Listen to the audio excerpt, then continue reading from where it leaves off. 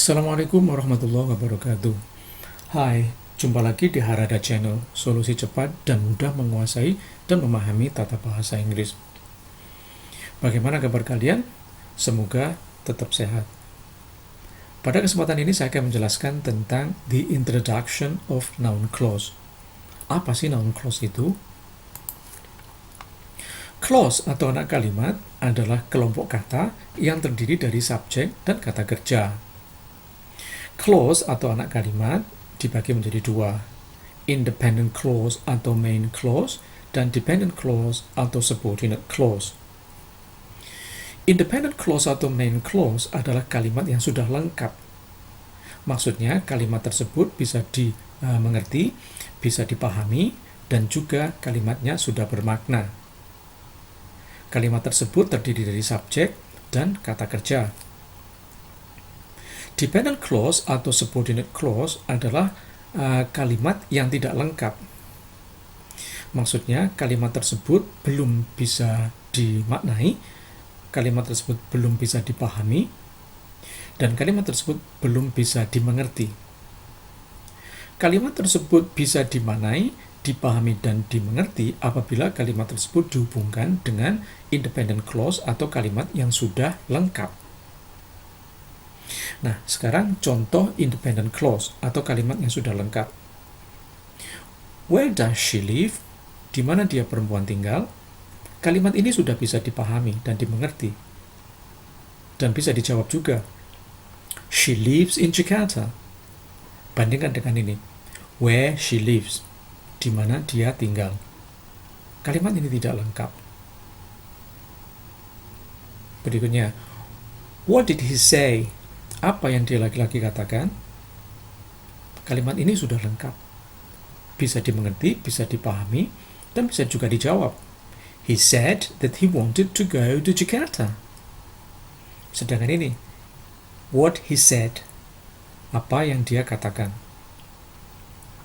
Kalimat ini tidak jelas. Belum bisa dimaknai.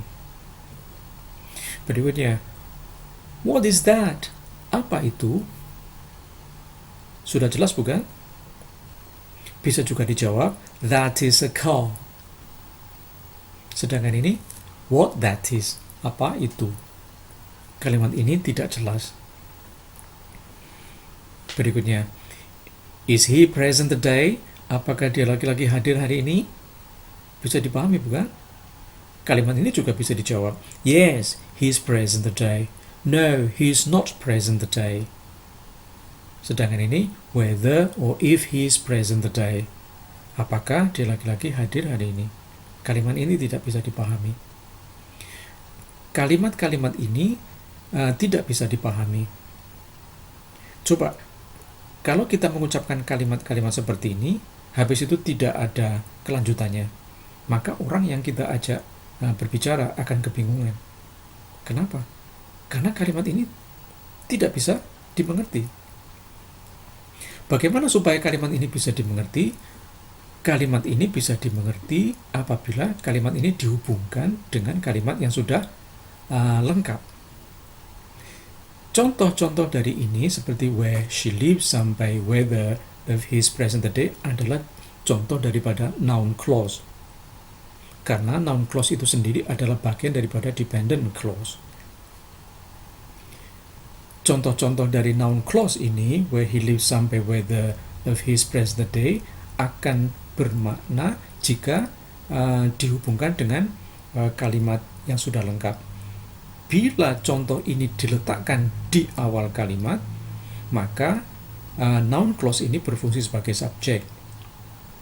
Bila kalimat-kalimat ini yang belum lengkap ini diletakkan di akhir kalimat, maka noun clause ini berfungsi sebagai objek. Nah, sekarang mari kita bahas tentang noun clause sebagai subjek. What he said was interesting. Apa yang dia laki-laki katakan adalah menarik. Noun clause-nya adalah what he said. Kata gantinya atau the pronoun-nya adalah it. What he said was interesting sama dengan it was interesting. What he said was interesting, satu kesatuan kalimat ini sudah berupa kalimat lengkap atau independent clause. Sudah bukan lagi dependent clause. Berikutnya, where he is going is my question. Noun clause-nya adalah where he is going. Kata gantinya adalah it. Where he is going my question sama dengan it is my question. Kalimat ini sudah lengkap. Sudah bisa dipahami. Maka kalimat ini kalau noun clause-nya sudah digabung menjadi satu, ini menjadi independent clause. Berikutnya, why he left the country was still a mystery. Noun clause-nya why he left the country. Kata gantinya adalah it, sama dengan it was still a mystery. Kalimat ini sudah bisa dipahami. Nah, ini adalah contoh dari noun clause yang diletakkan di awal kalimat. Maka noun clause ini sebagai subjek. Sekarang kita membahas tentang noun clause sebagai objek. Where he lives saja tidak bisa dipahami. Nah, where he lives ini karena posisinya berada di belakang kalimat, maka dia perlu subjek dan predikat supaya menjadi kalimat lengkap. Jadinya I know where he lives. Saya tahu di mana dia tinggal.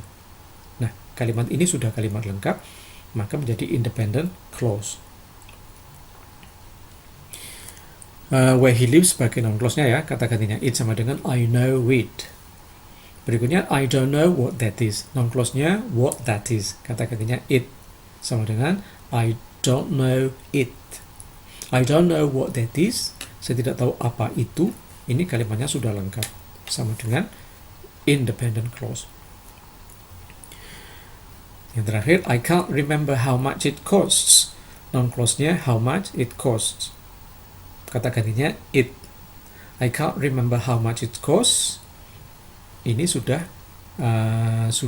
bermakna. Sudah bisa dimengerti kalimatnya. Maka I can't remember how much it costs. Ini adalah independent clause atau kalimat lengkap. Nah, begini sahabat Harada apa yang bisa saya sampaikan. Semoga bisa bermanfaat. Tonton semua video tutorial di Harada Channel.